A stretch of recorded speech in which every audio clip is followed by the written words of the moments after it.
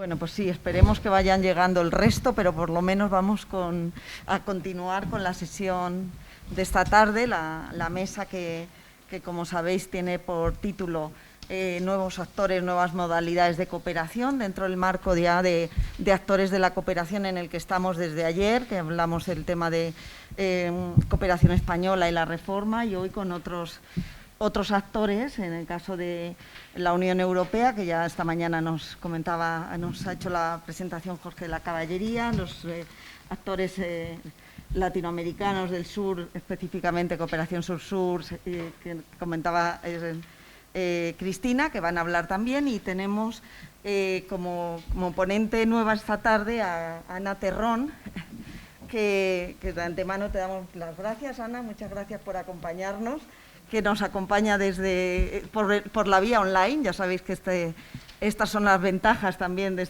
estos tiempos. Y Ana es la directora de la Fundación Internacional y para Iberoamérica de Políticas Públicas, la FIAP, que es un actor clave también dentro de la cooperación española, que tiene entre sus funciones y entre sus acciones la gestión, fundamentalmente la gestión de programas y proyectos europeos. Es un actor, por tanto, de la cooperación española, pero especialmente orientado a ser un actor clave para la puesta en marcha, la implementación de la cooperación europea. Por tanto, en ese sentido, es bien interesante como actor especialmente relevante en esta coyuntura. Ana, además de ser Ana Terrón, además de ser la directora actualmente de la FIA, pues tiene una larga trayectoria, larga experiencia, fundamentalmente en el ámbito de la cooperación y en el ámbito europeo. Creo que combina perfectamente esos dos perfiles, ¿no? Ella ha sido, como datos más relevantes, no sé si te voy a presentar bien, Ana, pero si no, bueno, secretaria de Estado de Migración, ha sido directora general para la Unión Europea de la Generalitat y diputada en el Parlamento Europeo, entre otros distintos cargos, y en esa condición también ha participado, ha sido miembro del Comité de las Regiones, es decir, una amplísima trayectoria de cooperación y de gestión y política en el ámbito europeo, que es muy interesante en esta coyuntura. Así que, sin más, te damos la palabra, Ana, cuando quieras, y luego ya continúan nuestros dos ponentes. Muchas gracias Marisa, muchas gracias a José Antonio Sanauja y a la Fundación Carolina por permitirme estar aquí. Es desde luego un honor que me hayáis hecho este espacio, por quien lo hace y por la institución y por los compañeros de mesa. Yo creo que el título de esta sesión es realmente provocativo, ¿no? En el sentido de que provoca a pensar qué estábamos haciendo hasta ahora y cómo queremos hacer las cosas en el futuro, con qué nuevos actores y con qué nuevas modalidades de cooperación, ¿no? Seguramente me voy a centrar más en lo segundo que en lo primero, pero quiero empezar en cualquier caso hablando de América Latina y de por qué creo que la geografía en ese caso, y cada vez más también para la Comisión importa, pero por qué creo que las modalidades de cooperación a las que nosotros nos dedicamos son relevantes en este ámbito. Marisa, eres muy buena y no me has dicho cuánto rato tenemos, pero calculo unos 10 15, minutos. 20 minutos. Vale, perfecto, perfecto. Gracias. En primer lugar, a mí me gusta, en términos europeos, que hablamos de vecindad sur y vecindad oriental para referirnos al norte de África y a los países que tenemos al este de Europa, me gusta referirme a América Latina como nuestra también vecindad, porque en realidad somos vecinos en todo menos en lo geográfico, mientras que en algunas cosas con nuestros vecinos somos casi solo, eso es una exageración y no me citéis fuera de aquí, pero a veces uno tiene la sensación de ser casi solo vecinos geográficos, ¿no? Esa vecindad que vivimos y que sentimos con América Latina no viene de una idea retórica o sentimental, ni siquiera solo lingüística o cultural de proximidad, que también, sino que sobre todo viene de la constatación de que en ese mundo que ahora se ha hecho todo lo vasto, que es, si nosotros compartimos realmente maneras de ver y hacer las cosas con alguien, es con América, bueno, con las Américas y también con América Latina, con unos unas cosas más y con otros unas cosas menos. Pero ahí hay una serie de elementos que tienen que ver con la administración y con las políticas públicas que realmente nos avecinan, ¿no? Nos hacen que podamos trabajar de una forma común y diferente de con otros lugares del mundo. Y eso creo que es muy relevante tenerlo presente permanentemente, porque, insisto, no me parece que sea un tópico, ¿no?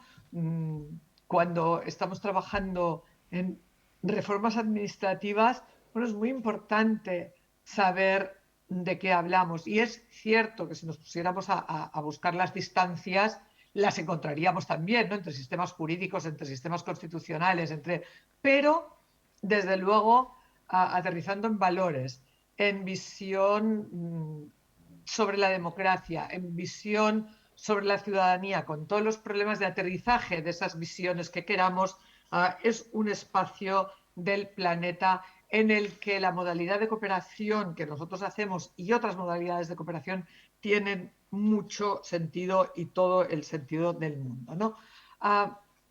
¿Qué hacemos nosotros? Lo digo muy rápidamente porque luego volveré a ello.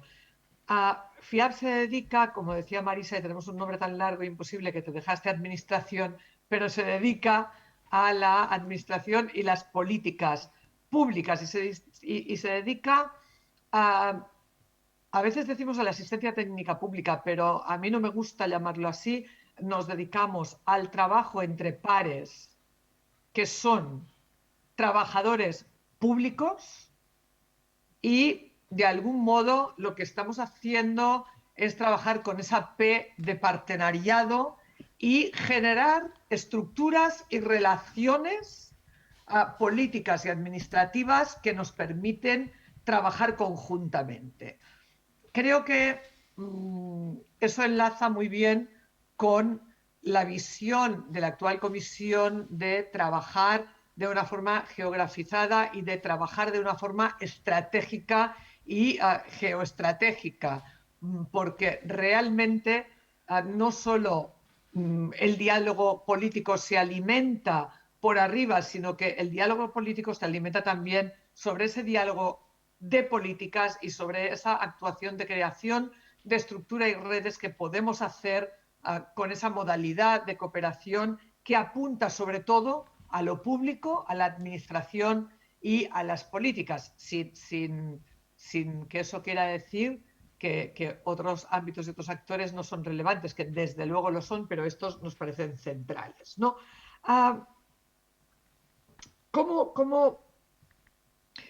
¿Qué otro elemento de la estrategia de cooperación y acción exterior europea nos orienta en lo que hacemos como parte de la cooperación europea? Bueno, algo que se ha incorporado al ENDICI, que me parece muy fundamental y que hemos trabajado mucho previamente, que es esa idea del policy first, ¿no? De primero saber qué hacemos, qué políticas pueden hacer que el ecosistema en el que se traslada o al que se trasladan otras acciones de desarrollo sea un ecosistema rico, alimentado y fértil, ¿no? Y para mí esa es la idea del policy first. La idea del policy first es además especialmente relevante en una región, insisto, con índices de democracia, con madurez institucional y con rentas per cápita que están por encima pues, de otras regiones prioritarias para la cooperación europea y para la española también, pero que nos ayudan a trabajar mejor y a trabajar de una determinada manera, ¿no? Yo creo que esa idea del policy first no solo orienta nuestras acciones, sino que nos lleva a trabajar para que entre administraciones, entre sector público y sector público, a partir de las redes que somos capaces de crear, se puedan impulsar otras acciones, por ejemplo, la cooperación financiera, ¿no? A mí me parece que el principio de policy first es imprescindible para la cooperación financiera y de que aquí ese trabajo de organizar juntos cómo puede eso ser más mejor acogido en terreno más fértil es fundamental, pero también muchas otras acciones del desarrollo tanto del propio país, tanto del país, si me permitís en ese marco usar esa palabra que no usamos, pero como el país receptor, a también los otros actores que están allí trabajando, ¿no? En ese sentido, nosotros, y lo vinculo ahora otra vez a la modalidad de cooperación que estamos haciendo, y con Jorge podría hablar tanto como yo más de esto, hemos lanzado, por ejemplo, una experiencia piloto que Marisa también podría hablar mucho de ella, que son las mesas COVID, que es una forma de decir, bueno, vamos a hacer unas mesas Team Europe adaptadas a lo que estamos haciendo en un momento tan duro como el COVID, ¿para hacer qué? Pues para orientar toda la cooperación técnica y financiera hacia resultados de desarrollo. ¿Cómo? Pues generando instituciones sólidas y reforzando políticas públicas que puedan acompañar a esas acciones de cooperación técnica y financiera que deben dar esos resultados de desarrollo, ¿no? Yo creo que eso es un elemento crucial que hemos empezado a trabajar en el momento COVID, pero que yo creo que cuando lo estudiemos y lo veamos proyectado hacia el futuro, lo podemos utilizar como espacio de diálogo, como espacio de aprendizaje común para precisamente, no solo en situación de emergencia, sino en velocidad de crucero normal, ser más eficaces, ser más capaces, ¿no? Hay otro elemento que yo creo que es muy importante y que nos permite trabajar en este ámbito de la reforma de las instituciones y de las políticas públicas, que es la idea compartida, y alguien me puede decir, y con toda la razón, que estoy exagerando, y insisto, luego hay que aterrizar las cosas, pero esa idea compartida de cohesión social en el sentido de que las políticas tienen que permitir la mejora de las condiciones de vida de cada uno de los seres humanos. Parece algo muy elemental, pero tampoco compartimos con todo el planeta que eso deba ser así. No compartimos con todo el planeta que cuando estamos esa mejora de las condiciones de vida de los ciudadanos y de las ciudadanas. Y yo creo que ahí hay un acervo importante ya de muchos años de trabajo conjunto con América Latina que, desde mi punto de vista, es algo que ya sirve como pilar para la cooperación euro-latinoamericana y que nos lleva a pensar y a saber que ese acervo, que no es solo europeo, sino que se alimenta de las políticas públicas de muchos países de la Unión Europea y de la Unión Europea, pero que ya es euro-latinoamericano, indica, insisto, que estamos trabajando sobre la base no solo de intereses, sino también de valores compartidos.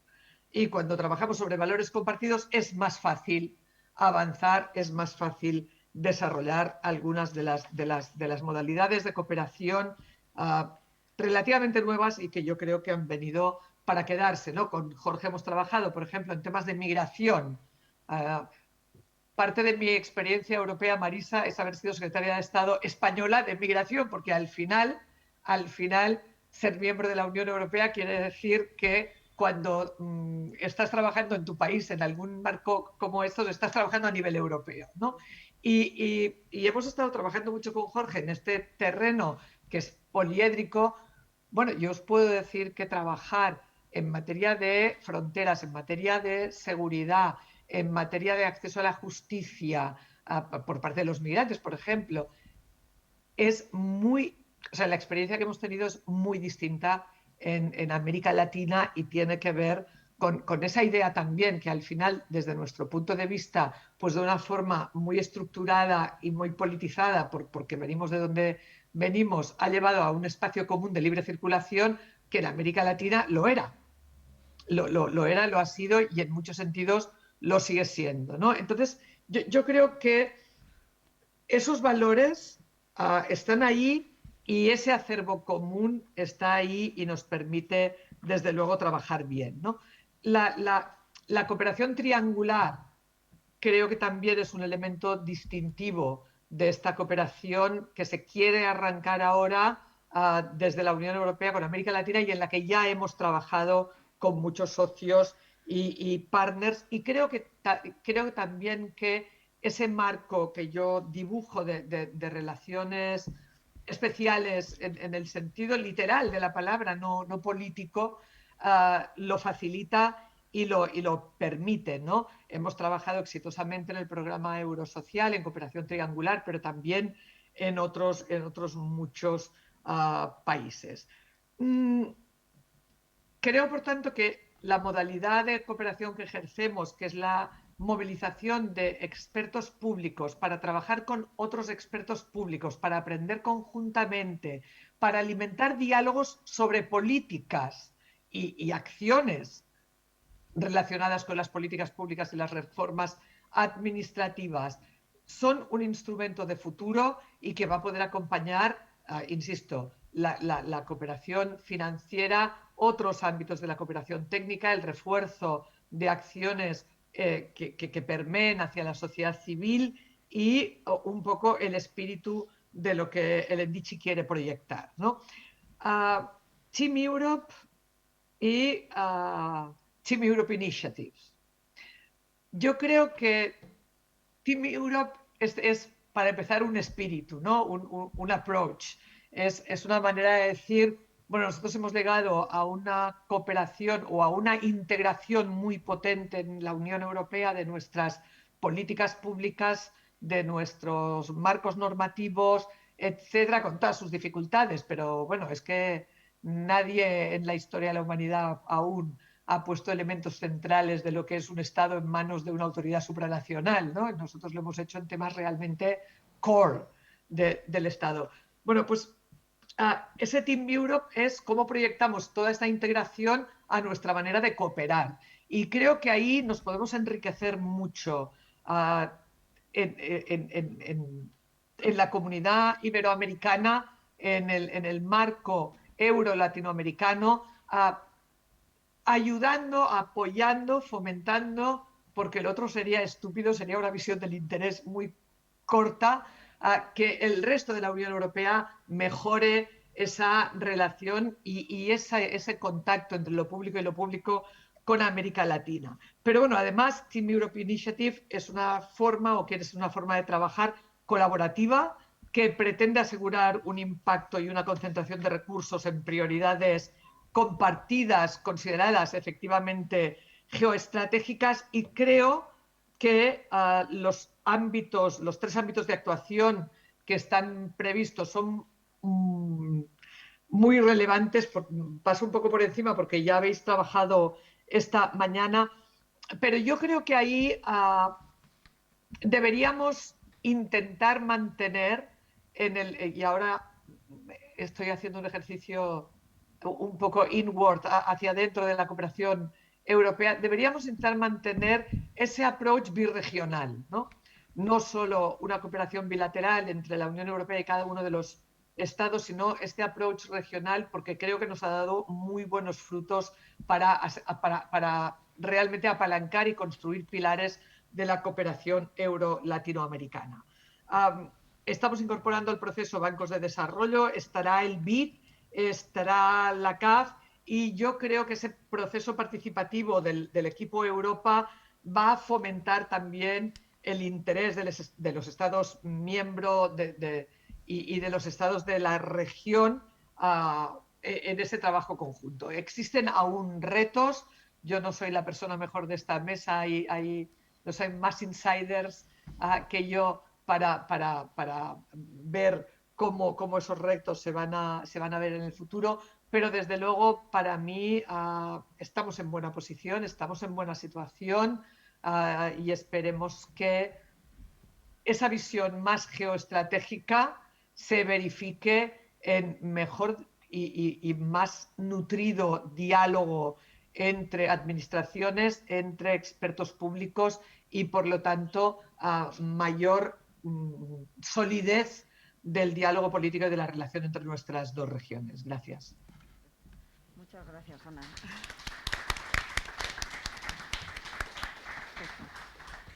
Pues Jorge, cuando quieras. Sí, parece que funciona. Sí. Pues Ana, encantado de oírte, siempre un placer. Nosotros sí que somos socios, verdaderamente, creo que eso sí lo puedo decir públicamente. Llevamos ya años trabajando juntos y para mí es una alegría compartir mesa virtual contigo, ¿no?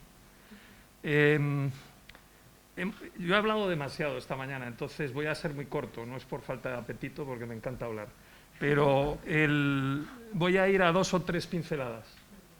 Y algunas cosas las has dicho tan claras que me voy a limitar a muy poquitas pinceladas, ¿no? Primero quisiera decir que cuando se habla de modalidades, el título de la mesa es Nuevos actores y modalidades de cooperación. Hay un debate que tú has sacado, Cristina, esta mañana que me encanta. Es el debate del micro y del macro, yo le llamo, de la cooperación a través de instrumentos micro, porque son muy costosos, porque hay poco dinero, porque tiene efecto palanca, pero tiene mucha potencia, pero te lo critican porque necesitas mucha gente para hacerlo funcionar, cuando en realidad para cambiar realidades hay otra filosofía que dice concentra todo en lo grande.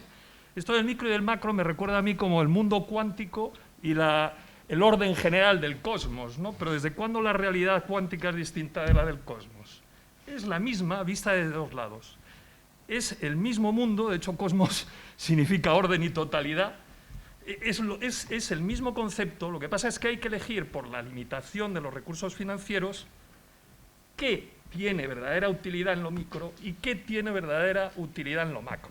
Pero eso de que más de lo micro de lo macro, eso me parece una falacia, pero siempre machaconamente viene a colación. Y es una de las etiquetas que le colaron a la cooperación triangular. A mí no me gusta hablar de la sur-sur, no porque no me gusta el sur-sur, sino porque ahora lo comentaré, hay una mitología detrás que también es peligrosa. Lo fue para la Unión Europea. Entonces, por favor, de modalidades micro y macro todas me sirven. Bien elegidas, ¿no? Segundo, que lo has dicho, Ana, y me ha encantado, y lo voy a repetir, policy first. Primero, concentrarse en estrategias, en políticas concretas públicas. Cambiar el curso de cómo las administraciones hacen avanzar las sociedades, concentrarnos en eso, no soltar un puente aquí, una carretera allí, formar a 4 educadores aquí y hasta luego, Lucas, que ya nos veremos. Eso no sirve, hace mucho tiempo que sabemos que no sirve. Y ahí viene el tema de por qué, en 3 pinceladas, yo voy a citar solo 4 elementos, pero los voy a citar pasando de lo que me parecen ejemplos que hemos desarrollado en América Latina, y lo he dicho esta mañana, de cooperación micro-macro, pero por favor no utilicéis esa terminología, pero micro-macro en la terminología de los que luchan por una otra como si fuera una alternativa, que tienen una fuerza brutal y que solo hemos realmente desarrollado o en prioridad en vecindad, porque está muy ligado a nuestros intereses esos geográficos inmediatos, ¿no? Pero en esos intereses de valores súper inmediatos, que son los de América Latina y América en general, pues ha funcionado. Y el primero es lo que tú haces a través de la FIAT, es la expertise pública. Hay otros Estados miembros que también hacen, aquí puedo romper una lanza y lo puedo decir como funcionario de la Unión Europea. Yo honestamente considero que hay muy pocos Estados miembros que tienen una estructura que pueda trabajar como trabajamos con Ana. Francia la tiene, Alemania le cuesta, pero Italia un poco, todos estos adjetivos os los guardáis para vosotros. Me encanta que estén los 4, porque es un Team Europe, eso también me encanta, y porque también vosotros arrastráis a todos esos estados europeos y su expertise pública compartida a que venga a trabajar en América Latina. Que muchos de ellos, tú y yo lo sabemos, no irían a trabajar y a poner sus esfuerzos si no estuvieras tú tirando del carro.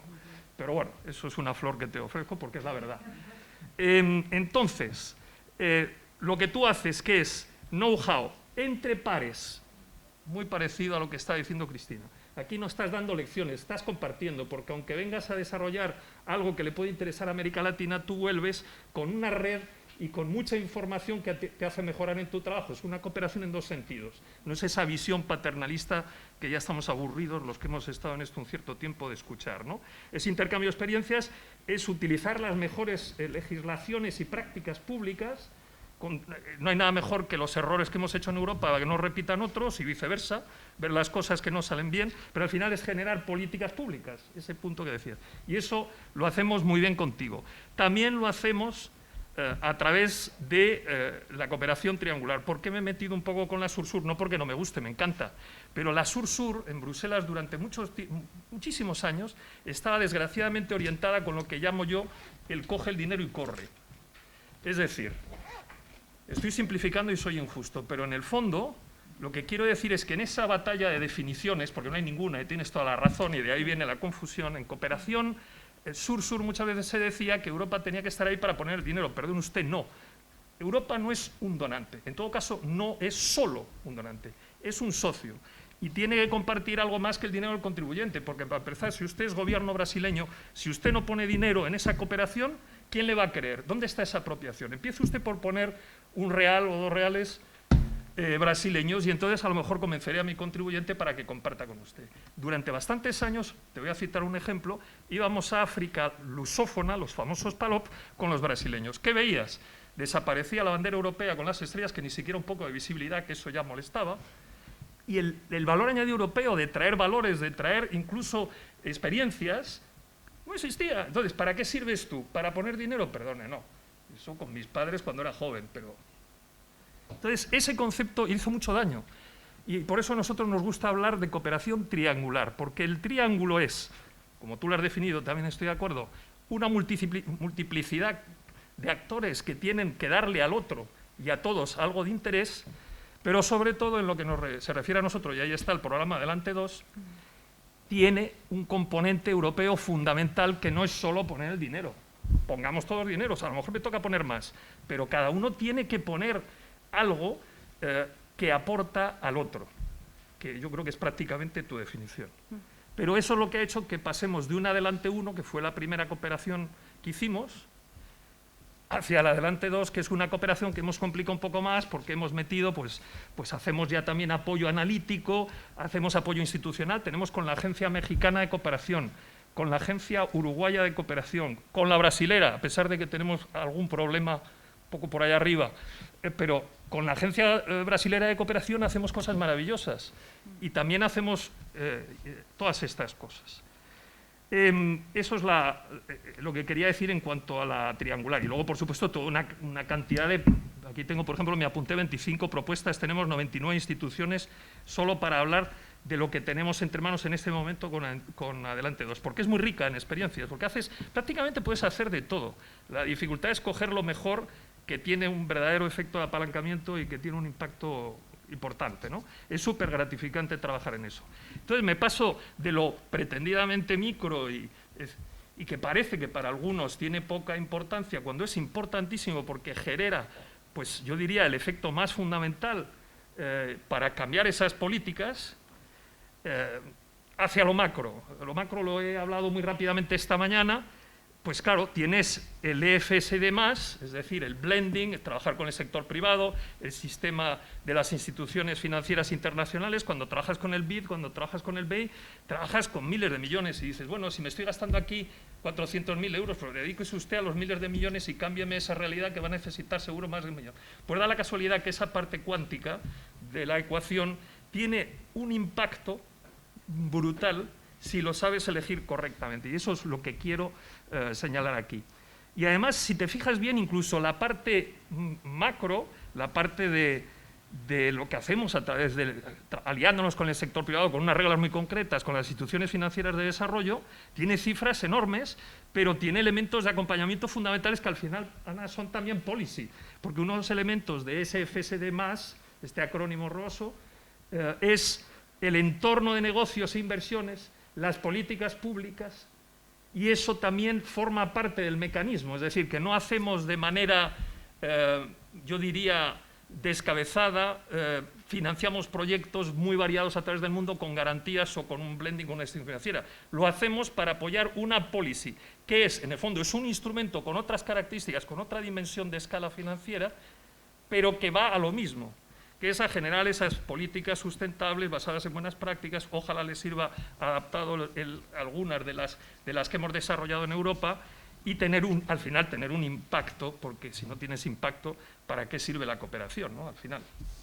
Así que ahí me paro con estas 4 pinceladas. Espero que no estés muy en desacuerdo, Ana. Y paso la palabra.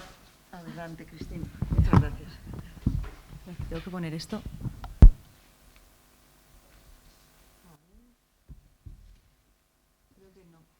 Agarra este. Que ¿Ahora? está conectado ya. Yo creo que ¿Sí? está No dando. tengo el spray ese multiuso, pero... Espera. Es igual. Mira, sí. Aquí está todo, ¿eh? Si queréis algo... A ver, espera. Yo creo que funciona. Sí, toma, toma. Joder, siempre me pasa lo mismo. Ah, mira, espérate. Sí, ya está. Ya verás. Bueno, ya estaba. Bueno, ahora tengo 2. A falta de 1, tengo 2. Bueno, buenas tardes a todos. Un placer volver a compartir con todos vosotros y luego volver a estar en esta mesa ahora más arropada que antes y además con la compañía de Ana, que siempre es un placer.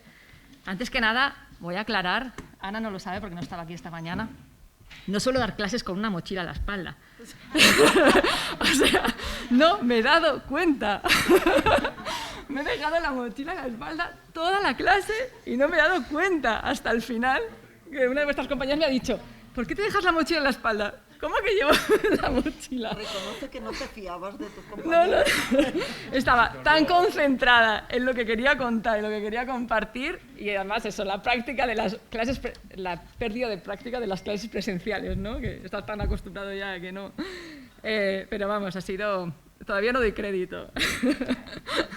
Pero bueno, eso, no soy tan rara, soy más normal. Lo que pasa que... Bueno, pasó ahí. Bueno, dicho esto, como yo quería evitar repetir demasiadas cosas de las ya dichas, he dicho eso, qué bien que hable Ana primero y luego Jorge, porque así, bueno, pues voy tomando cosas y encima como Jorge me ha provocado, pues ahí tengo que responderle ahora. Bueno, un poco, bueno, como decía Ana decía, yo voy a hablar más de las nuevas modalidades que los nuevos actores, ¿no? A mí me pasa un poco al revés.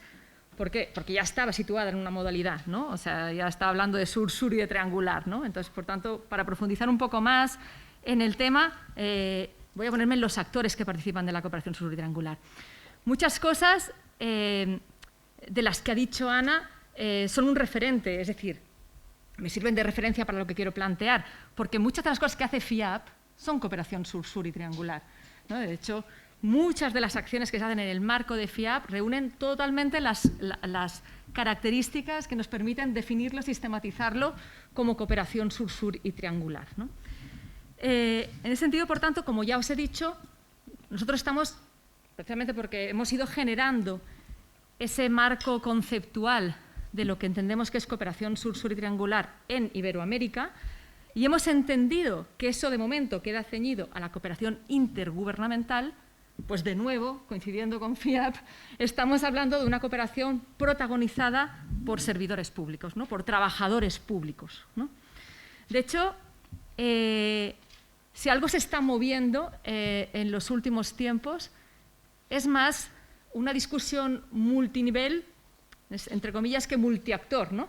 Es decir, nos seguimos moviendo con el mismo tipo de actor, actor de gobierno, ya puede ser actor de gobiernos centrales, de los distintos ministerios sectoriales, porque precisamente porque nuestra cooperación está muy centrada en el fortalecimiento de capacidades, en la transferencia de experiencias, los sectores, los ministerios tienen un rol súper importante en la ejecución de esa cooperación, ¿no? Y estamos pasando, pues eso, a cambiar de nivel, ¿no? De lo que es nivel central a un nivel más propio del gobierno subnacional, incluso del local, ¿no? De ese gobierno que está muy cerca del problema real, ¿no? Y que hemos visto que en un contexto de pandemia se volvía un actor fundamental, ¿no? Es decir, creo que una cosa, si queréis, bonita, ¿no? de las lecciones que deja la pandemia, que nos deja muchas, no solo es la importancia de lo global, sino la importancia de la articulación entre lo global y lo local, ¿no? Porque si no, pues lo global no se acaba de ejecutar, ¿no? Sin ese.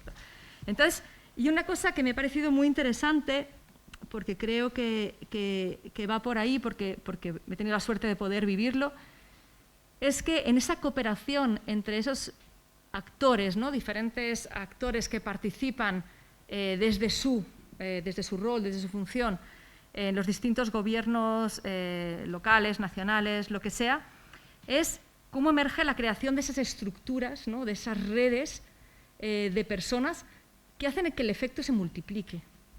Es decir, no sabes por qué se generan unas sinergias, muchas veces de grupo, ¿no? Que hacen que el impacto que podría generar una acción no sea, es decir, aquello que dice Sabina, ¿no? De que 1 más 1, ¿no? O sea, 2 es más, ¿no? Es decir, es más, ¿no? O sea, genera un resultado que multiplica, ¿no?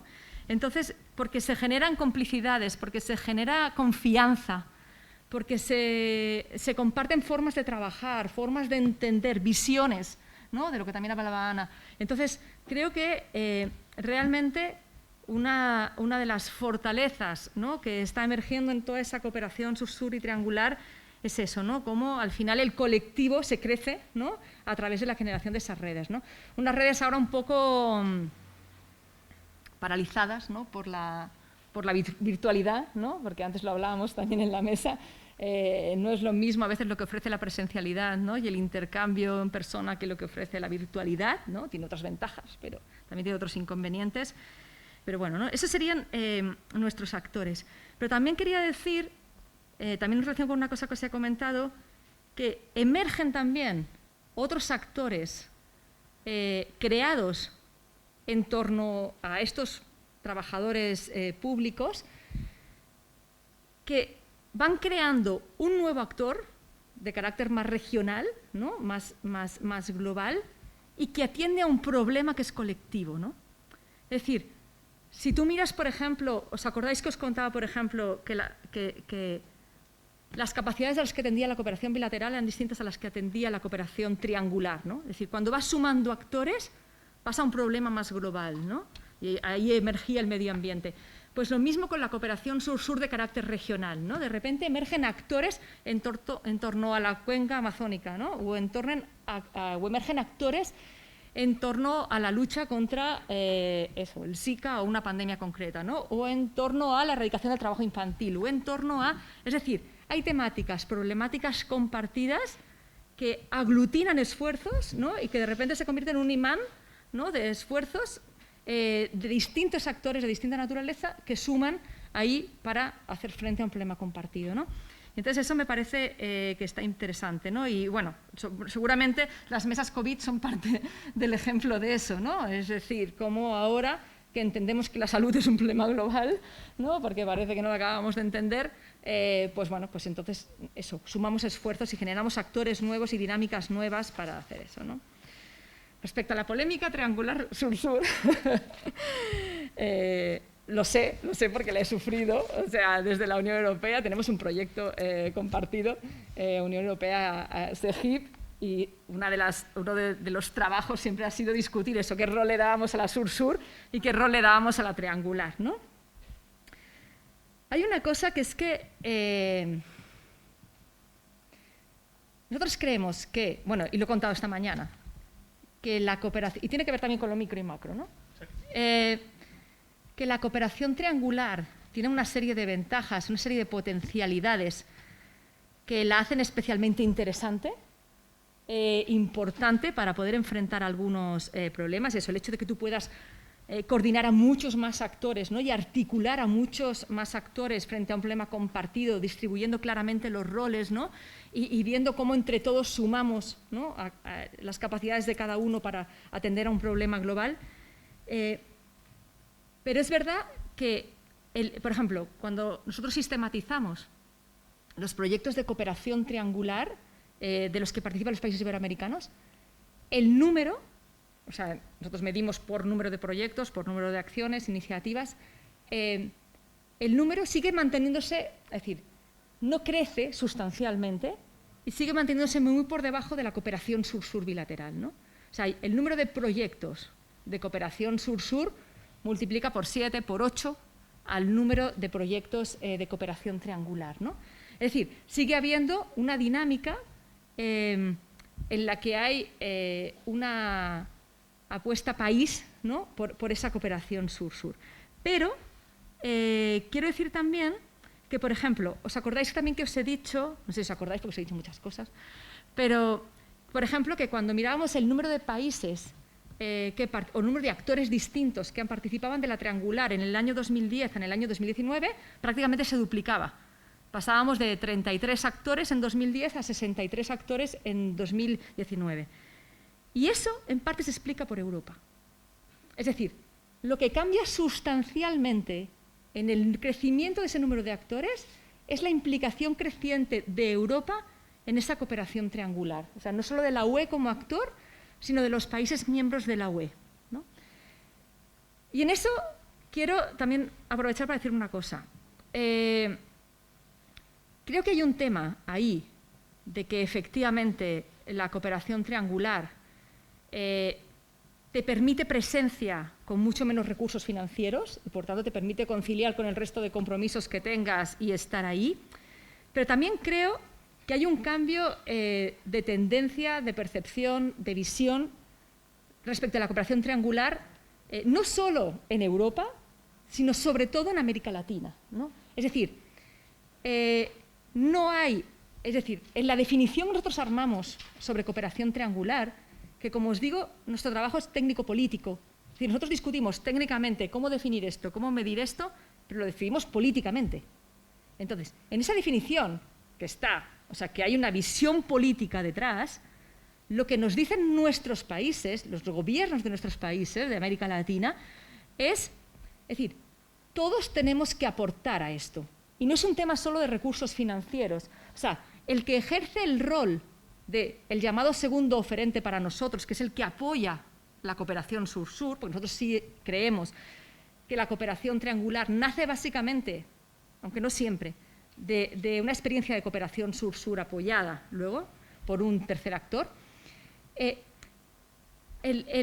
Lo que aporta ese tercer actor no es solo recursos financieros, sino es también una experiencia institucional, por ejemplo. Es una experiencia de visión, es muchas cosas, no es solo un tema de recursos. De hecho, muchas veces los recursos son mínimos, ¿no? De hecho, dos diferencias importantes sobre dos tipos de actores que participan en la cooperación triangular. Por ejemplo, Japón. El Japón es impresionante, en el sentido que, si os fijáis, Japón era uno de los principales donantes de AOD a la región, a América Latina, durante muchos años. Cuando tú miras cómo va la estadística, hace y prácticamente desaparece, incluso números negativos, ¿no? Sin embargo, es uno de los actores más importantes en cooperación triangular. Con muy pocos recursos, eso sí, con una presencia y con el sello de JICA está en todos lados. O sea, tú llegas a algún sitio y te enteras de que ese proyecto es de cooperación triangular y está Japón, ¿no? Porque ellos son muy, se han buscado mucho la visibilidad, ¿no? Y ya está, es decir, no tienen mucha más implicación con el proyecto. Ellos colocan las 4 cosas que quieren poner. Yo, por ejemplo, recuerdo un proyecto de fitosanitario, precisamente, fitozoosanitario, en Perú, con Argentina transfiriendo las capacidades, apoyando a Perú a montar el sistema de control de sanidad animal y vegetal, y los aparatos los había puesto Japón. Japón se había puesto aparatos, no había hecho nada más, ¿no? O sea, habían metido unos recursitos y había puesto los aparatos. Eso sí, el sello de Japón estaba en todos lados. Sin embargo, es muy diferente, por ejemplo, al rol que juega España. España es muy interesante porque su apuesta por la cooperación triangular en los últimos años, bueno, si vemos el número de proyectos en los que participa España ha crecido muchísimo, se ha multiplicado. Pero además es muy interesante ver todo el tejido de acuerdos institucionales que ha generado con sus socios latinoamericanos. Es decir, hay un crecimiento paralelo de lo que son instrumentos, herramientas para dotar de institucionalidad esa cooperación y dar cobertura, reglas de juego a esa cooperación con el crecimiento efectivo de proyectos de cooperación, ¿no?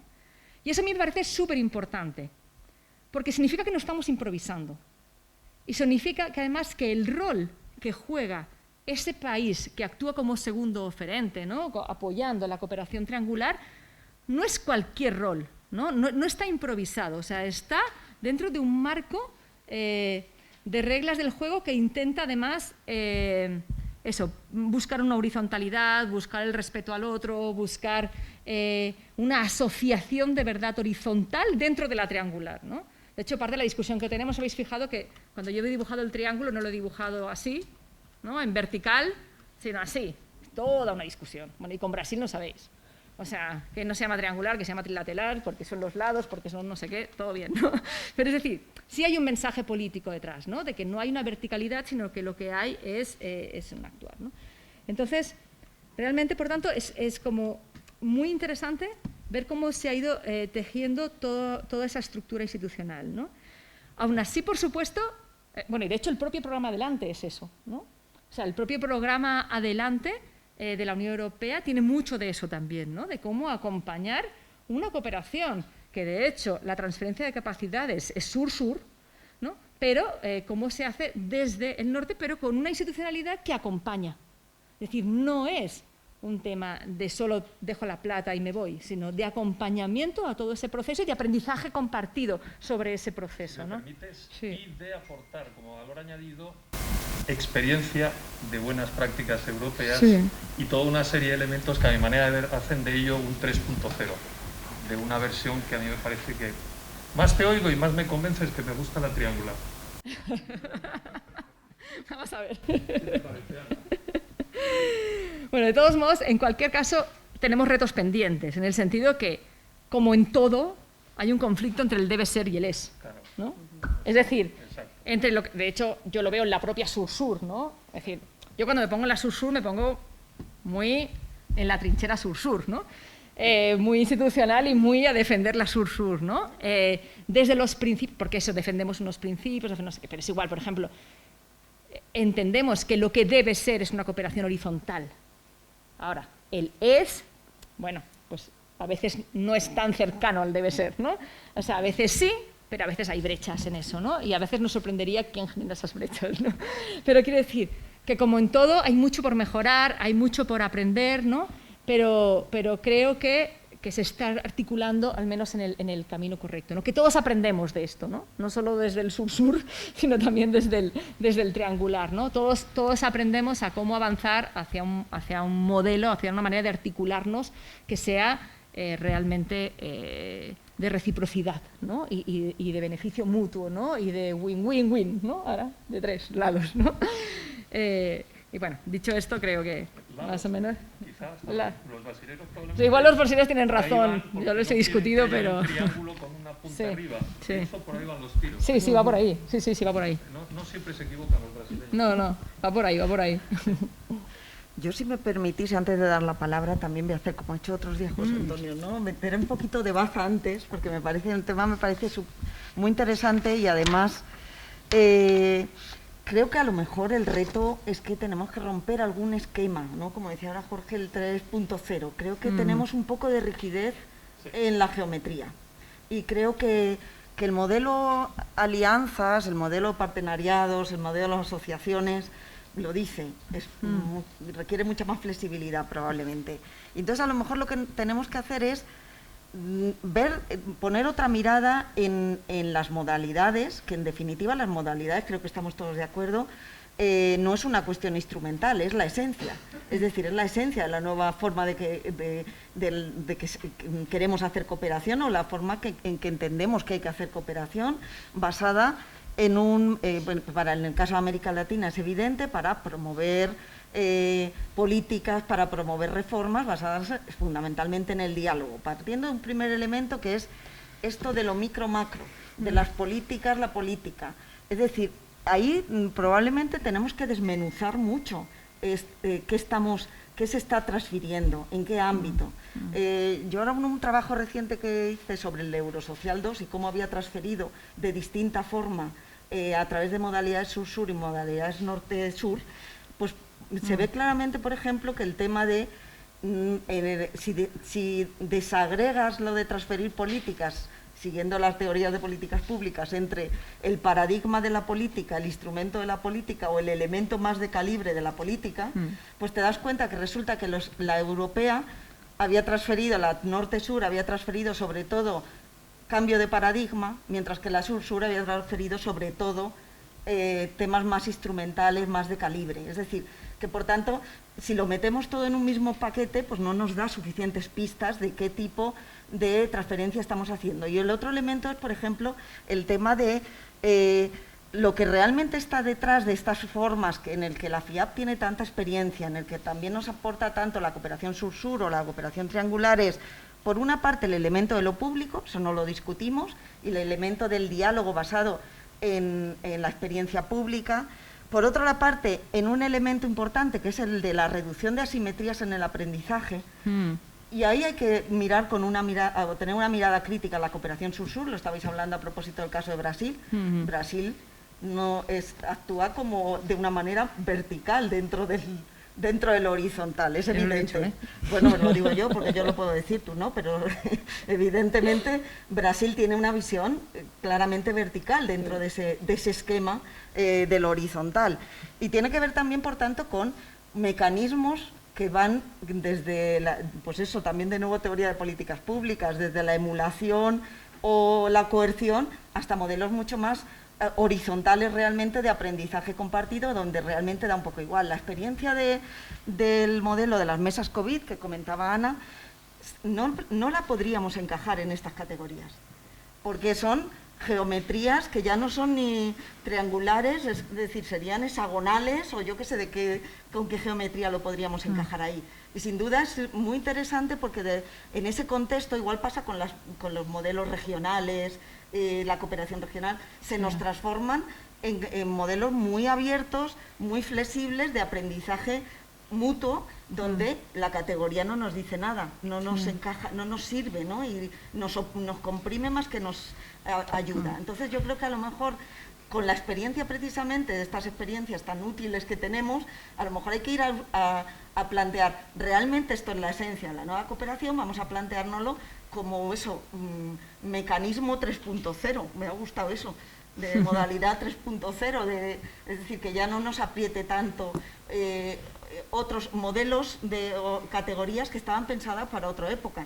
No sé, es un poco... Mira, a Cristina le cuestiono un poco, pero... No, estáis de acuerdo. Yo, lo que te digo de verdad es que esto me recuerda al debate de la definición. Y es que los debates de definición son horrorosos, porque para los que trabajamos con realidades, lo que hace es ponerte una camisa de fuerza. Y al final pierdes el tiempo, el micro, el macro, el no sé qué, triangular. Pues yo bilateral. No, yo lateral, no me pongas el triangular. Lo estamos diciendo aquí en un contexto académico porque son las jergas que se utilizan y tenemos que saber si hablamos de una manzana o de una pera. Pero en realidad, para el que tiene que trabajar con esos temas, es un horror. Pero es un claro, horror porque, no te sirve para nada. Pero la ventaja es que en el momento en que estamos apostando por alianzas, por flexibilidad y demás, lo que necesitamos es no ponerle justamente categorías. Sí, lo que pasa que, o sea, yo creo que hay una cosa que entra en conflicto ahí, ¿no? En el sentido de que, ¿cuándo armamos categorías? ¿O en torno a qué armamos categorías? En torno, en teoría, a una práctica o a una realidad. Y nuevamente, ¿por qué lo hacemos? Porque queremos medirla. Entonces, o fijas categorías o no puedes medirla. De hecho, Bueno, nosotros... En este caso las categorías tienen mucha carga política, como tú bien has dicho. Sí, totalmente, pero tienen una carga también de práctica, ¿no? ¿Y por qué? Porque si no lo conviertes lo decía antes, ¿no? Si no lo conviertes en un dato, en información, pues es mucho más difícil gestionar la propia política pública, ¿no? Porque es mucho... Entonces, claro, estás como atrapado en eso, ¿no? Es verdad que es una camisa de fuerza, pero a nosotros nos pasa mucho, nosotros ahora estamos en el proceso de registro de la cooperación que pudo haber en 2020, ¿no? Entonces, ¿qué te pasa? Que pues que muchas veces pasan cosas que los países te preguntan, a ver, ¿esto lo clasifico? ¿Esto entra? Porque mira, es un proyecto que hicimos de esto no sé qué. ¿Eso es subregional, es sur-sur, es triangular? ¿Qué es? ¿No? Entonces, claro, dices, no sé, ¿no? Y yo me acuerdo, de hecho, en una de mis primeras experiencias, cuando no teníamos todavía un sistema de datos, íbamos a los organismos a hablar con ellos, en una reunión en la CAF precisamente, que le dije, pues claro, yo estaba intentando recopilar la información, no le decía, y entonces ustedes tienen proyectos de cooperación sur-sur regional, y me dijo, mire señorita, yo le cuento lo que tengamos, usted ponga el nombre que quiera, ¿no? Como decir, lo que hacemos es cooperación, ¿no? Entonces, bueno, no sé si es esa categoría o es otra, ¿no? Claro. Entonces claro, tú estás atrapada en eso, ¿no? O sea, estamos todos atrapados en eso. Pero al mismo tiempo, o hacemos ese ejercicio, es decir, luego es como vas flexibilizando esa categoría para ir ampliándola y dándole cabida a otras cosas que sin perder la esencia, sin perder la naturaleza, sin perder la visión, sin perder el objetivo, puede seguir categorizándose ahí, ¿no? Adaptándose a los tiempos, ¿no? Instrumentos más evolucionados y adaptados y mejores impacto. De algo sirve. Sí. No sé, Ana, si quieres intervenir o pasamos la... Estamos monopolizándolo. Sí, estamos aquí. Sí. No, hombre, eso es vuestro derecho, que habéis hecho el esfuerzo además de ir. No, antes de dar la palabra, que me parece fundamental al resto, es que me reía porque me estaba recordando a discusiones todavía más complejas que tenemos en el marco de FIAP y del sistema de cooperación español y europeo sobre lo que es cooperación y lo que no, ¿no? Claro. Entonces, pensaba, bueno, ya solo falta que nos liemos ahora a intentar etiquetar, ¿no?, todo lo que declina a partir de la palabra cooperación. Yo creo que, o sea, yo que no vengo de la familia de la cooperación, aunque, como decía Jorge, hemos sido socios muchos años, y que me definiría más de la familia de relaciones internacionales y de la cooperación internacional, si queréis, ¿no? Creo que ese es un aprendizaje que tenemos que hacer, ¿no? Bueno, el tener una visión un poco menos, si queréis, metodológica en el sentido dogmático de la palabra, ¿no? Porque entonces seremos capaces de generar muchas mayores sinergias entre precisamente actores, modalidades, partners distintos que pueden generar actuaciones mucho más ricas, ¿no? Vale, Fíjate, pues, tanto es así, Ana, que hemos cambiado nuestro nombre. claro, justamente. Claro, ¿no? Y ese es el mensaje a navegantes, ¿eh? No me lo invento yo, eso lo decidió la Comisión von der Leyen. Y cambió el nombre de la Dirección General cuando todo el mundo decía DEFCO, que claro está, desarrollo, cooperación. Y vino la señora y nos dijo, pues, INPA. Todo el mundo se queda así diciendo, ¿esto qué es? Ya, sí, claro. Pero en el fondo, quitando la palabra partenariado, que yo no creo que sea muy bonita en español, más bien franco-anglosajona, no sé cuál de las dos raíces es más, tú eres más partner inglés que partenaire, ¿no? Yo en asociación me parece perfecto, porque en el fondo somos socios. Claro. Y por eso el tema de los actores estamos evolucionando a muchos factores, porque el tema es muy complejo y volvemos a lo de no tener una sola verdad, un solo mundo. Lo puedes atacar. La dificultad no es esa, la dificultad es con un dinero limitado y unas capacidades humanas limitadas, ¿cuál tengo que elegir para tener más impacto y apalancamiento? Y por eso hablo yo de 3.0, no porque me fastidie la Subsur. Si a mí lo que me fastidia ideológicamente es que no ponga más el contribuyente de su bolsillo, que está convencido que hay que hacerlo, que uno que está a 6.000 kilómetros. Oiga, hágalo usted también, si está tan convencido. Eso me fastidia, porque tanto hablar de apropiación, pero luego no te apropias con tu propio dinero del contribuyente. Pues demuéstrelo usted, como dicen en Bruselas, ponga su corazón en su bolsillo también, la billetera. No. De decir que eres consecuente, ¿no? ¿Entiendes, Ana? Ana. No, eso por descontado. Pero es que además yo creo que esa también es una vía de salir de algo que yo creo que en este próximo periodo de programación debería ser fundamental, y que lo voy a decir de la forma más llana posible. Es decir, tenemos que salir del patchwork de proyectos. O sea, un patchwork de cosas, aunque las geograficemos, aunque las hagamos todas en 10 kilómetros cuadrados, o sea, un patchwork de proyectos no es una acción coherente que conduzca a resultados, ¿no? Entonces, bueno, yo creo que tras esa idea de asociación también arrastra pues la del Policy First y para mí Policy First tiene mucho que ver con coherencia de políticas, pero es que a veces estamos pensando en la coherencia de todo el toolbox, ¿no? De todas las políticas. Yo es que hay días que pienso que me conformaría con la coherencia entre las distintas políticas de desarrollo que hacemos, ¿no? Ya digamos, para aterrizarlo, ¿no? Y ojalá, además de coherencia, le pudiésemos añadir la idea de complementariedad y de trabajo en sinergia, ¿no? Entonces yo creo que ese es un reto. Bueno, abrimos un poquito al turno de preguntas y de comentarios por vuestra parte. ¿Estáis ya a estas alturas? Allí. Sí hay. Sí, no lo he visto yo. Hemos comido bien y eso no ayuda. No, y ya estamos en el cuarto día, que ya llevamos unos debates muy intensos. Si los organizadores nos maltratasen, Sería más fácil. Ya, ahí me escuchan bien. No des ideas, Jorge. Que yo quiero volver. Ahí, ya. Bueno, buenas tardes. Muchas gracias a los tres por pues, toda la información y el conocimiento y el compartir que nos han dado desde sus experiencias y desde sus áreas de trabajo. Mi pregunta, y son dos, creo llegan a ser muy específicas y no, desde luego con la pregunta no pretendo que me resuelvan la vida, pero sí tener una mira un poco más abierta en cuanto a la cooperación. Y es, ahora en Colombia se está viviendo una coyuntura muy especial, social, sanitaria muy fuerte y también políticamente muy volátil y de mira ahorita las elecciones presidenciales que se nos vienen. Desde esta coyuntura que nosotros estamos viendo, política, económica y sanitaria y social en Colombia, ¿cuál creen ustedes que es la cooperación que mejor le vendría a Colombia? ¿Sur-sur? ¿Triangular? ¿Y con quién? Para que sea un gana-gana, no el sentido paternalista que usualmente puede haber, por ejemplo, con Colombia, ¿no? De que nos den, que nos apoyen, pero que sea un gana-gana. Esa es una. O sea, ¿cuál sería la mejor para un desarrollo en estos tres sectores y con quiénes? ¿Con quién o con quiénes? ¿Qué países? Política, toda.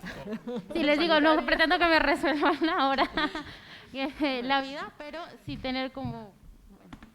¿Alguna otra intervención? Vale, sí. Allí atrás.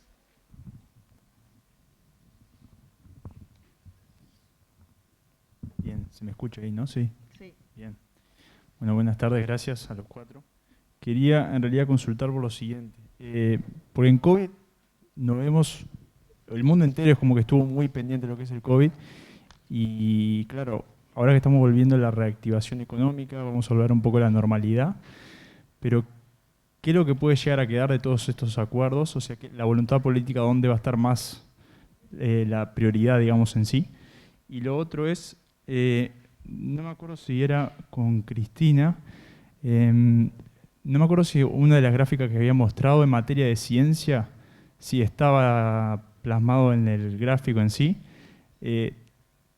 ¿Cuál va a ser la misión, digamos, de la Unión Europea en materia de ciencia? Si no sé, no sé si es una idea en sí, pero si van a haber polos como pasa en Estados Unidos y demás, más que nada enfocado a lo que es América Latina, y si esa cooperación se va a dar en este caso, en este ámbito particularmente. Perdón si es una pregunta media obvia, pero un poco ignorante del tema. No extraña, sí, eres uruguayo, ¿verdad? No me extraña porque Uruguay se posiciona muy bien en eso. ¿Alguna otra? Aprovechamos.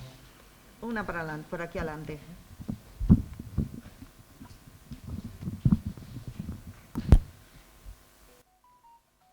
Marisa, perdona. Sí. Yo no oigo nada de las preguntas. Vale. Pues quizá te lo... Pero bueno, es igual, si no luego o micro no, o luego quizá te las interpretamos antes de que vayamos me las a más. interpretáis, me hacéis un resumen luego. En el caso de la compañera colombiana hablaba un poco de las prioridades de apoyo, de acompañamiento al caso colombiano si es recogido bien, en qué prioridad la social, la económica, la política, dónde se debería estar acompañando. En el caso del compañero de Uruguay, la primera se me ha perdido, la segunda era el tema de ciencia y la prioridad en los temas de ciencia. ¿Cuál creen que va a ser? La reactivación después del COVID, La es la primera suya. reactivación ¿Qué reactivación? ¿Cómo? Eso es. El modo de reactivación después del COVID y el tema de ciencia en ese marco. Todo preguntas muy sencillitas de Sí, responder. sí, simples, sí, para...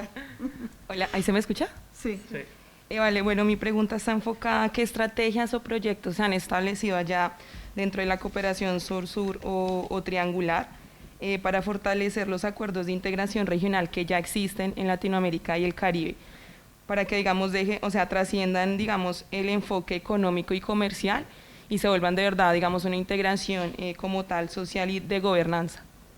Esa sería mi pregunta. Ana, en este caso es Caso de tesis. ¿qué estrategia desde la cooperación sur-sur se está promoviendo para fortalecer la integración regional en América Latina que vaya más allá de la integración económica? Esa te la dejamos, Cristina. Sí. Aquí nos quitamos un peso encima, ¿verdad, Ana? ¿Alguno más? Una más. Sí, no, añade tú ahora, sí. Buenas tardes. La pregunta es un primer comentario que tiene una pregunta. Lo primero es sobre, cuando hablamos de la cooperación, me gustaría enfocarme en la parte de resultados. ¿Y esto qué quiero decir? Es cierto, nosotros tenemos los instrumentos, tenemos la política y, como ha dicho la señora Ana, está esta nueva idea, ¿no? El policy first.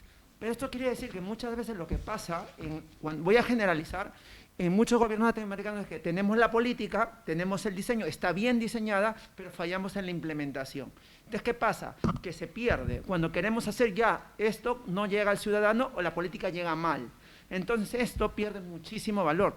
Y claro, y aquí viene la parte que quisiera un poco comentar, porque para mí lo que creo, de lo que poco que he visto, es de que cuando estamos a nivel gobierno, ustedes apoyan el diseño, apoyan el plan, pero la implementación tiene que ser con capacidades nacionales. Y aquí donde no tenemos los cuadros medios suficientemente formados para que se implemente. No solamente vale construir el puente, sino también qué impacto va a tener y cómo se haga.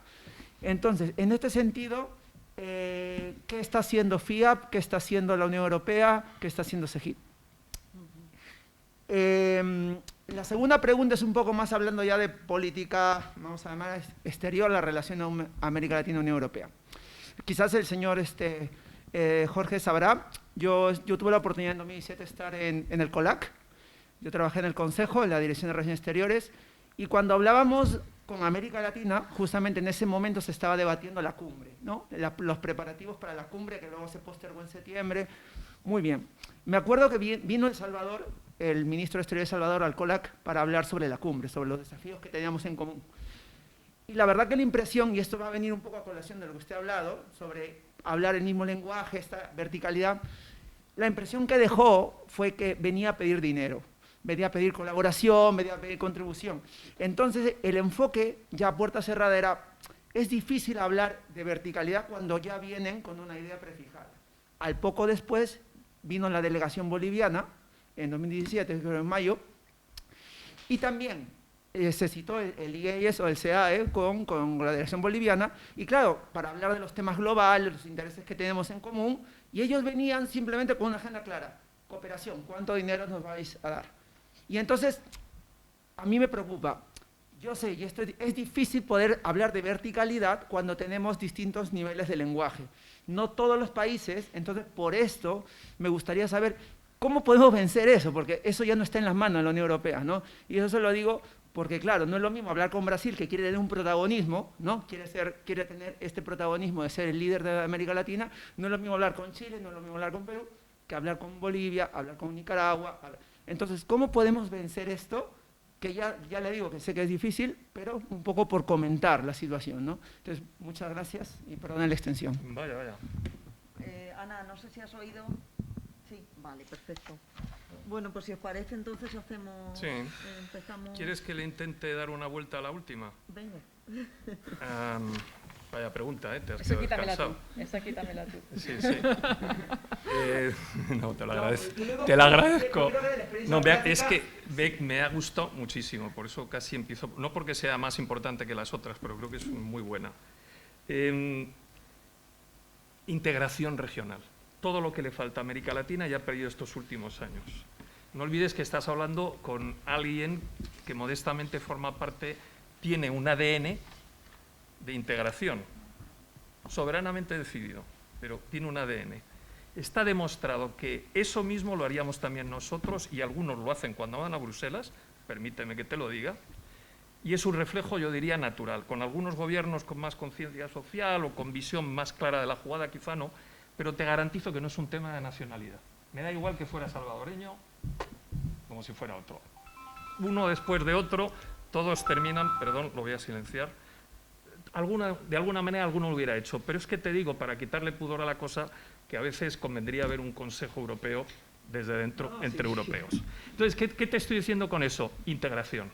¿Por qué? Porque al final no estás acabando con una medida, no hay varita mágica, pero lo que está muy claro es que eso de venir a pedir dinero es consustancial y solo lo puedes atajar poco a poco buscando políticas comunes, intereses comunes, construyendo, porque al final no se puede hacer un camino El Salvador si no trabaja con el resto de Centroamérica. Brasil, por muy grande que sea, nunca podrá vencer sus retos si no cuenta con incluso Paraguay, por dar un poco las narices, ¿no?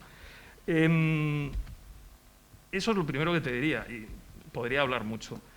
En cuanto al policy implementation, tienes toda la razón. Ese es el gran quebradero de cabeza. Pero me dirás que para construir una casa y sin ser aparejador, empezarás más bien por los cimientos, ¿no? Sí.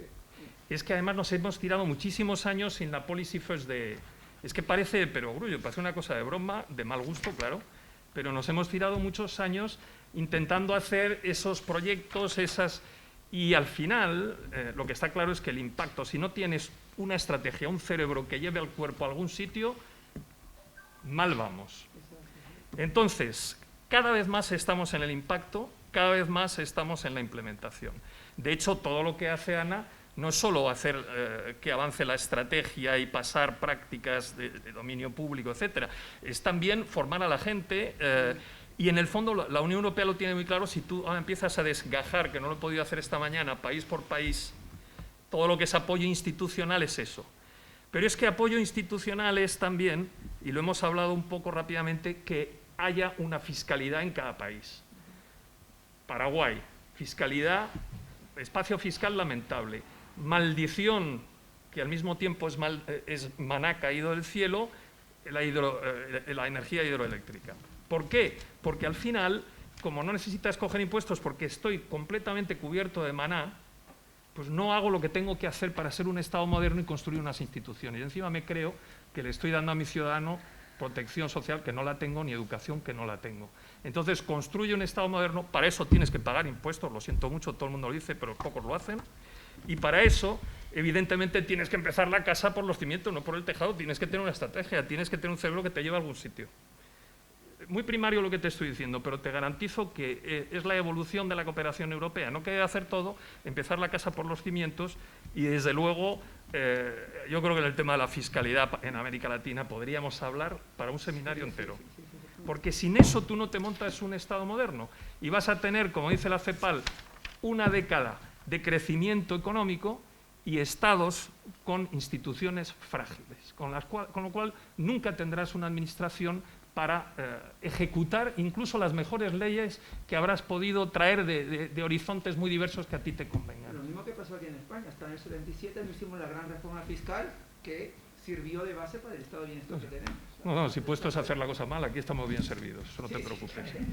Pero, es decir, no son cosas muy distintas en función de parámetros geográficos, ¿eh?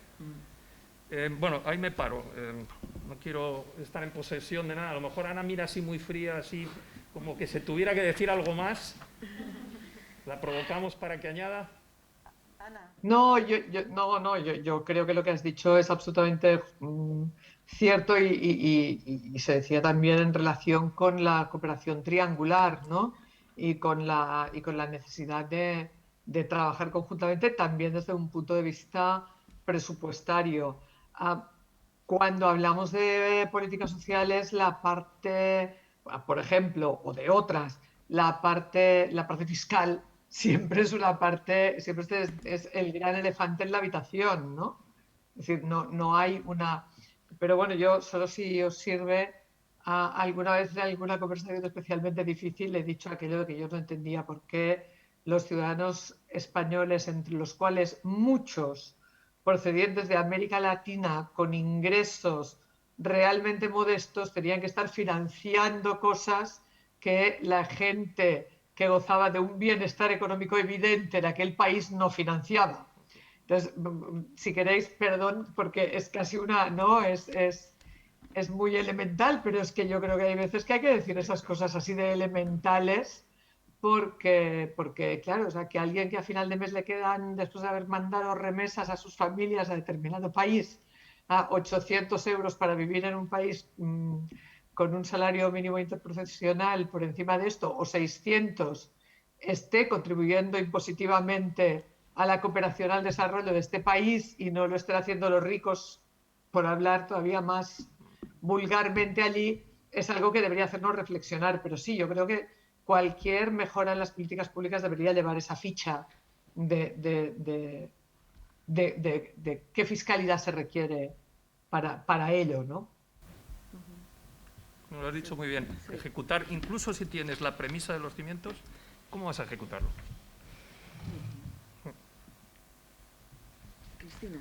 Sí, estaba demorando este momento, pero realmente las preguntas son de tesis doctoral todas. Entonces es como muy difícil. De Colombia se las trae. Sí, por eso digo. Es como muy difícil tratar de buscar respuestas a las cosas que estáis planteando y bueno, y decir cosas que tengan... Entonces, bueno, voy a intentar decir algo, ¿de acuerdo? A ver, la pregunta de Colombia. Dos cosas, dos niveles, ¿no? Una cosa es con quién y la otra es el qué, ¿no? Me parece mucho más fácil de responder el qué, ¿no? En el sentido de que para mí el fuerte de toda cooperación al final tiene que estar en lo que está especializado en la FIAP, es decir, en la política pública, en la administración, en la política pública, ¿no? Porque te das cuenta que es importante que las instituciones sean fuertes.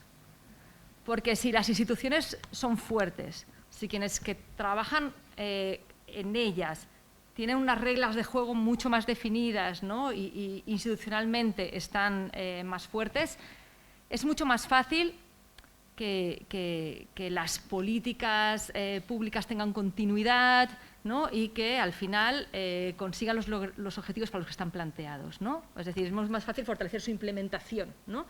Es decir, porque además lo otro es objetivo. Es decir, la herramienta es la política pública y el objetivo es el social, el sanitario, el económico, el que tú quieras, ¿no? Es decir, una vez tienes la herramienta, ahí puedes empezar a incidir un poco sobre todas las causas, ¿no? Entonces, por lo tanto, para mí es importantísimo eso, ¿no? Fortalecer, porque además nosotros nos damos cuenta, ¿no? En una cosa como la nuestra, que bueno, que tampoco es, ¿no?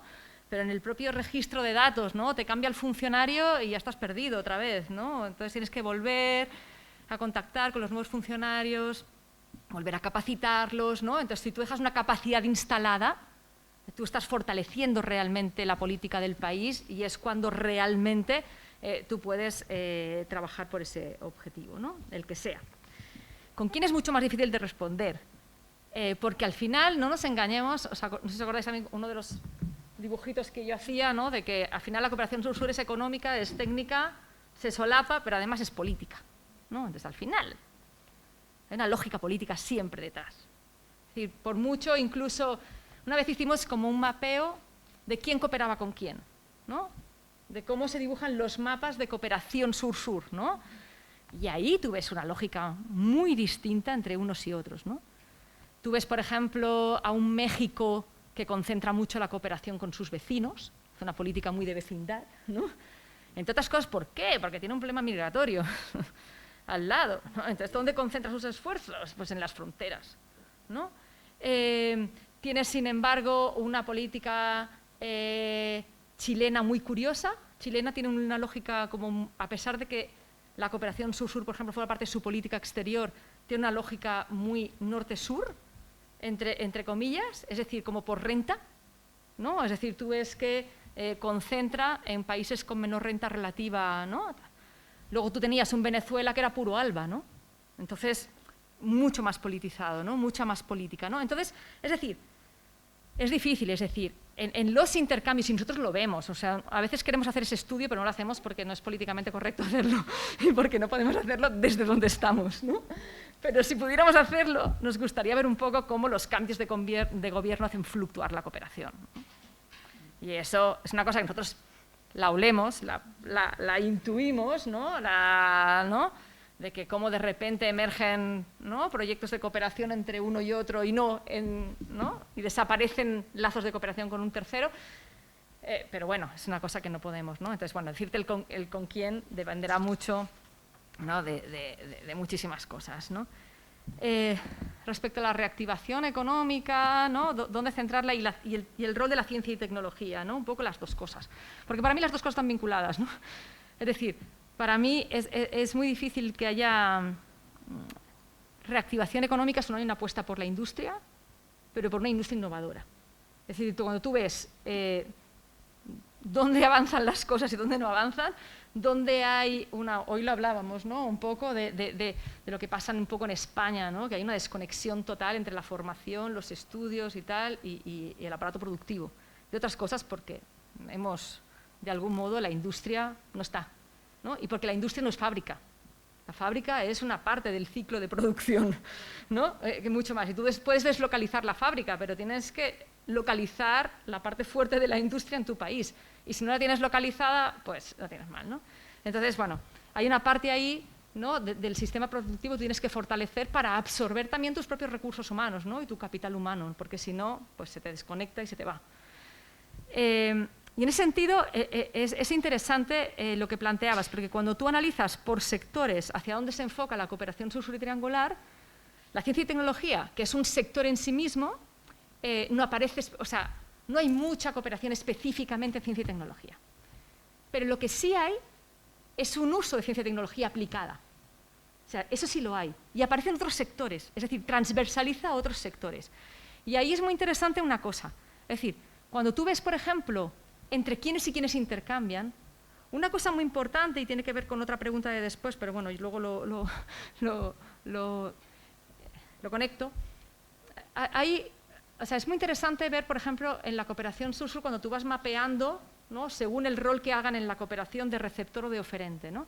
Y sorprenden muchas cosas. Sorprenden cómo países aparentemente con menos capacidades aparecen como oferentes de cooperación sur-sur, ¿no? Como Paraguay empieza a aparecer como oferente, como El Salvador, como Guatemala, como...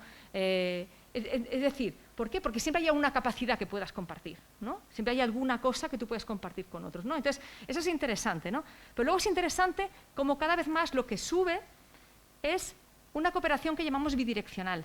Es decir, una cooperación en la que realmente todos aprenden. O sea, el intercambio es de oferente y receptor. Y esa se produce básicamente en países ya más consolidados, y ahí el valor agregado de la cooperación que hay también es más alto. Entonces, por ejemplo, tú tienes proyectos entre Argentina y Uruguay que tienen los dos fuerte capacidad en el agro y en el sector agropecuario, pero tú ves, por ejemplo, un proyecto que lo que hace es trabajar con modelos de simulación del cambio climático para adaptarte y mitigar los peores efectos sobre las cosechas, ¿no?, y sobre los cultivos, ¿no? Entonces, es una cosa, a mí hay cosas que me sorprenden muchísimo y que me llaman mucha atención y que creo que hay que poner en valor, ¿no? Porque a veces nos parece que un proyecto agropecuario es la semilla de no sé qué, que también está bien, ¿no? Pero luego hay muchas cosas mucho más sofisticadas, con mucho más valor agregado, que implican innovación, que implican ciencia y tecnología y que están ahí, ¿no? Y que son experiencias que, sobre todo estos más grandes, te das cuenta que intercambian entre ellos, ¿no? Porque, claro, ya el matiz es ya de especialización, ¿no? O sea, el aprendizaje ya es de especialización. Bueno, no sé... Respecto a la cooperación regional, a ver, nosotros se nos escapa un poco la cooperación regional en el sentido de que, a ver, bueno, hay otra cosa ahí importante. ¿Cómo mides las cosas? o por qué nosotros acabamos definiendo la cooperación sur-sur triangular de una manera determinada, también tiene que ver con quiénes son nuestros jefes. Es decir, si nuestros jefes fueran los ministerios de Economía, hubiéramos pensado la cooperación sur-sur triangular de otra manera.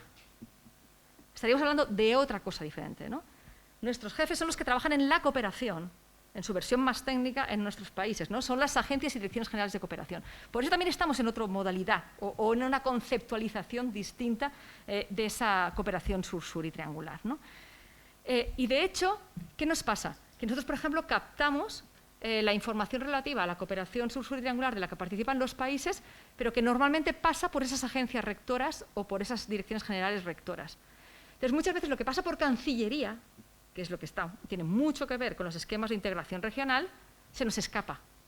Nosotros no somos capaces de captarlo, ¿no? Hay un gap ahí de información. Entonces, lo que sí somos capaces de captar es que hay algunas cosas, es decir, que tú promueves un relacionamiento que favorece luego que en determinados espacios de integración las relaciones sean más fluidas, o las relaciones sectoriales en alguna cosa concreta, ¿no? En la que de repente emerge un programa de cooperación o un proyecto de cooperación vinculado específicamente a eso y que viene, en su origen, no estaba dentro de ese esquema de integración, pero que al final acaba fortaleciendo ese esquema de integración, ¿no? Pero, es decir, nosotros no actuamos directamente sobre eso y entonces nos cuesta un poco medir. Hay organismos internacionales, hay esquemas de integración que funcionan súper bien, el SICA, siempre lo hemos hablado, Marisa trabajó mucho tiempo en cosas con SICA y es realmente espectacular. Y ¿qué más decir?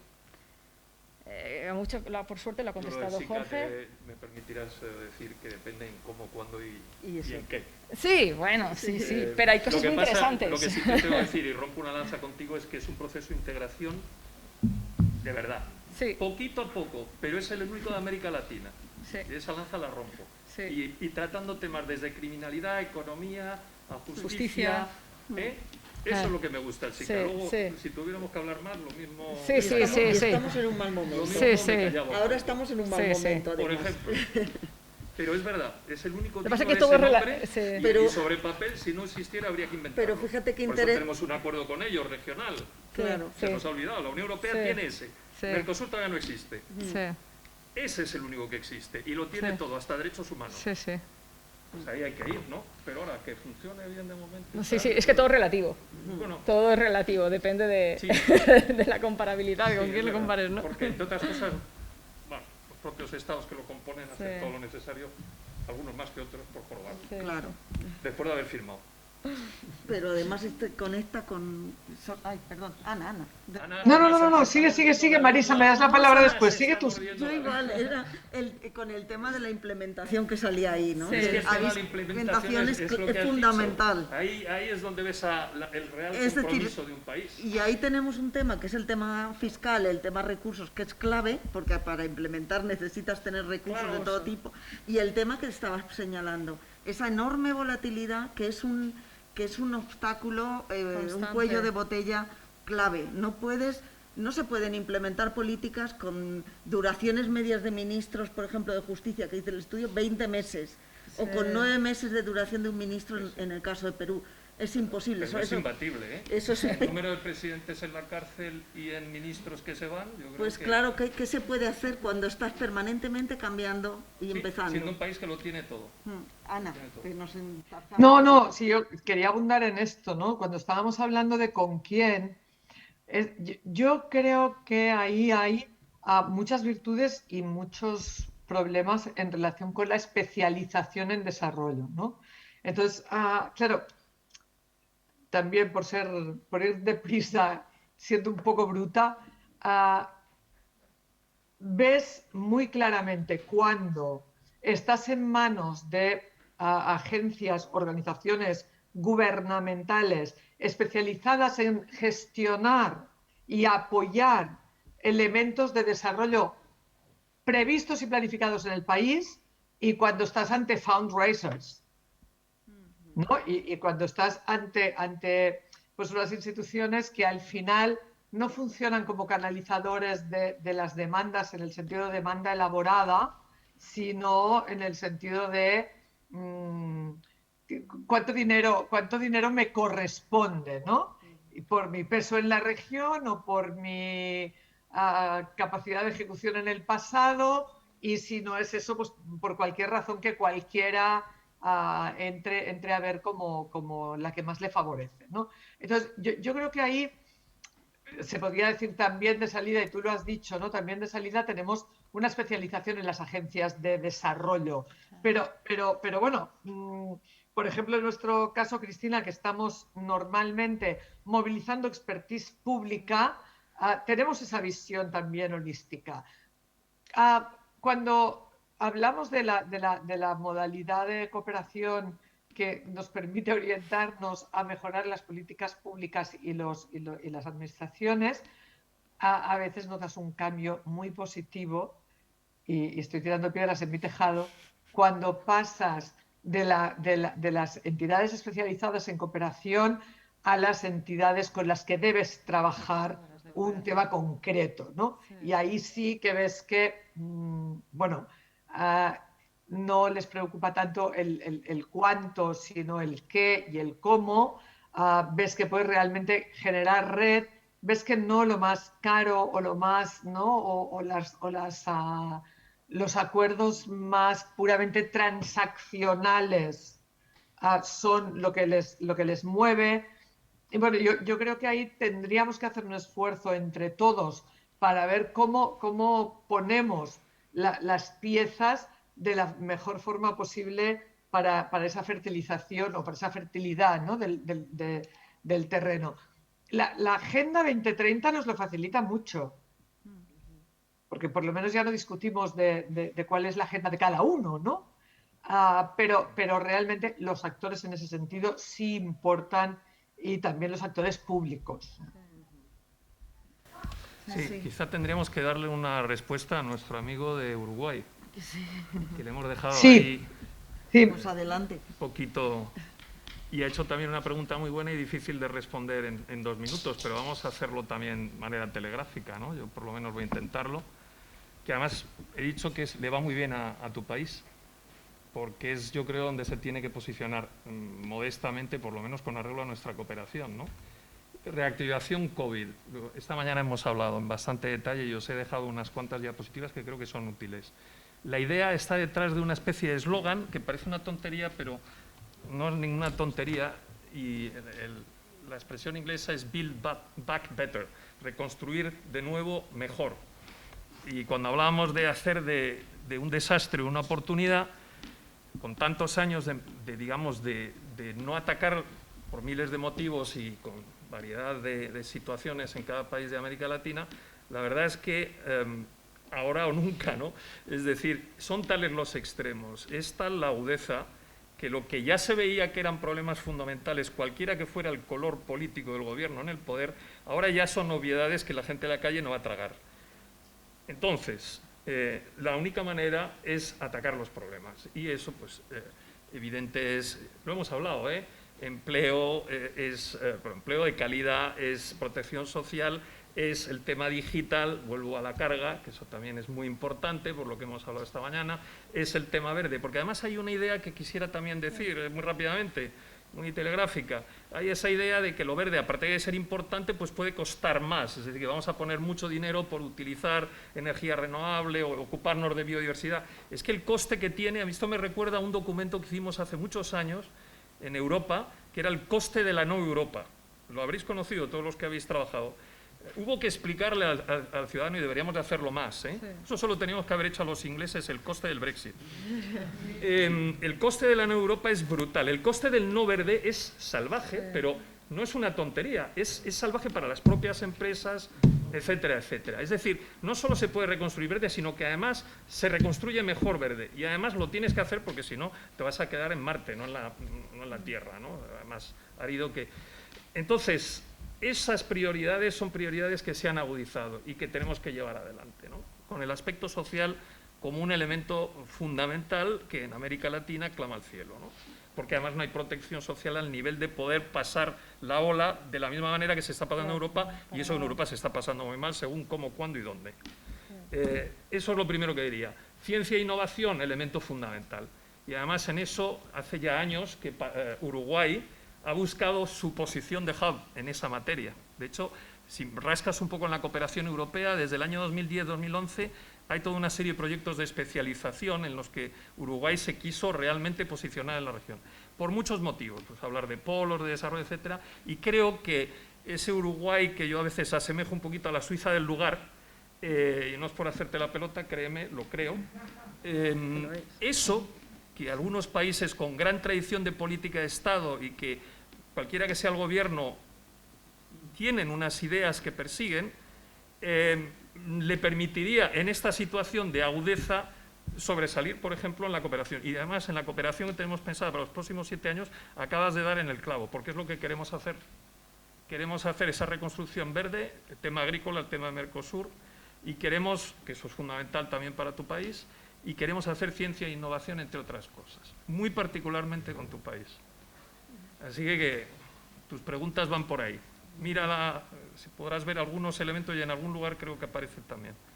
Fundamental, ¿no? Pues, no vamos a hacer ahora otra vez el análisis del por qué, pero hay puntos comunes increíblemente entre países como Uruguay, que tiene estándares europeos, a otros países que tienen estándares socioeconómicos mucho menos europeos, y el diagnóstico es muy parecido en algunas cosas, en la formalidad, en una serie de cosas que le dan una fragilidad, cadenas de valor, etcétera.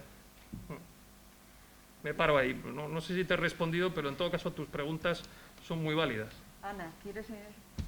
No, es que yo creo, y abundando en lo que decía Jorge, que es fundamental, ¿no? Nosotros hablamos de las 5 Ps para las 3 Bs, ¿no? Del planeta, gente, que en español lo va con P, y asociación, le vamos a tener que hacer otro, pero para el Building Back Better, ¿no? Entonces, yo creo que ahí sí es exactamente donde tenemos que analizar cómo las complementariedades, cómo las podemos jugar, ¿no? Claro que lo verde, Jorge, y perdona porque decimos lo mismo, pero ahora va a parecer que te contradigo, pero no, ya llegaré. Claro, lo verde puede ser tremendo. Es decir, si al final lo que hacemos es pues entregar a grandes compañías la explotación de grandes terrenos para fabricar de la forma que sea energías que pueden ser mejores, pues a lo mejor estamos cometiendo una desgracia paisajística, socioeconómica, etcétera. Entonces, ahí yo creo que ahí creo que tenemos la oportunidad de trabajar con América Latina estándares, modalidades, pero también todas las P's, ¿no? Personas y planeta. Y ahí creo que nosotros, y volviendo a lo que decía al principio del policy first, pero policy basado en determinadas visiones y valores, tenemos que juntar sobre todo digitalización y verde con política social y con justicia. Entonces, yo pienso que ahí, con la experiencia que tenemos detrás, de haber trabajado conjuntamente en programas de larga duración, podemos poner los elementos en los que desde luego Uruguay ha estado trabajando. Bueno, y ahora pienso, por ejemplo, en digitalización, ¿no? Podemos trabajar de una forma distinta en ese nuevo periodo, ¿no? Bueno, sí, adelante. No, efectivamente, lo del tema verde, totalmente de acuerdo contigo. Pero esta mañana, efectivamente, una de las cosas que comenté es que no es cualquier verde, verde que te quiero verde, por citar al poeta, ¿no? Es un verde que está reglamentado y que está basado en unos estándares y que si lo quiero para mi propio país, lo quiero también fuera, porque es un nivel de exigencia superior al de otros actores que no vamos a citar. Bueno. Ya sabes de cuáles hablo. Bueno, pues no sé si hay alguna cosa más, pero si no yo lo dejaría aquí, que la verdad es que este tema nos da para más. Nos podemos quedar esta noche. Sí, pero ya, tanto por los ponentes han sido muy generosos, como por vosotros, que ya a estas alturas de curso también va pesando los días. Yo creo que lo dejamos entonces aquí. Muchísimas gracias a los tres, Jorge, Ana, Cristina. Muchas gracias. Y perdonad si a veces lo de no estar complica. No, estado perfecto. Muchas gracias. Muchas gracias a ti, gracias a vosotros.